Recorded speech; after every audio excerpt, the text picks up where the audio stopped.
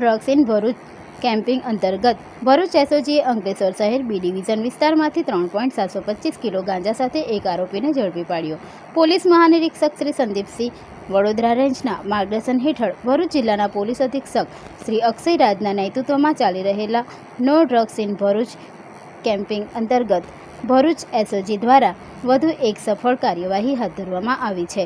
આ અભિયાન હેઠળ પોલીસ ઇન્સ્પેક્ટર શ્રી એવી પાણમિયા તથા પોલીસ ઇન્સ્પેક્ટર શ્રી કે.એલ. પટણીના માર્ગદર્શન હેઠળ એસઓજીની ટીમો દ્વારા જિલ્લામાં સઘન પેટ્રોલિંગ અને બાતમીના આધારે કાર્યવાહી કરવામાં આવી રહી છે.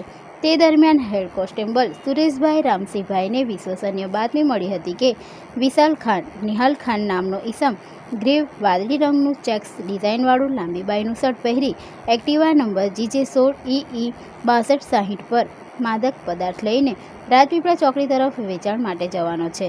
બાતમીના આધારે એસઓજીની ટીમે વોચ ગોઠવી આરોપીને ઝડપી પાડ્યો હતો.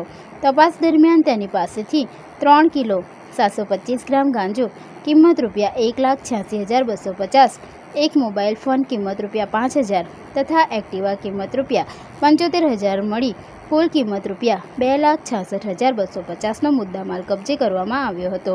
પ્રાથમિક તપાસમાં આરોપીએ સુરતના એક મારવાડી વ્યક્તિ પાસેથી ગાંજો મંગાવી કોઈપણ પ્રકારના કાયદેસર પાસ પરમિટ વિના છૂટક વેચાણ માટે રાખ્યો હોવાનું સામે આવ્યું છે. આ બનાવ અંગે આરોપી વિરુદ્ધ અંકલેશ્વર શહેર બી ડિવિઝન પોલીસ સ્ટેશનમાં narcotic drugs and psychotropic substances act 1985ની કલમ 8C 20B B25 અને 29 હેઠળ ગુનો નોંધવામાં આવ્યો છે. પોલીસે વધુ તપાસ હાથ ધરી છે.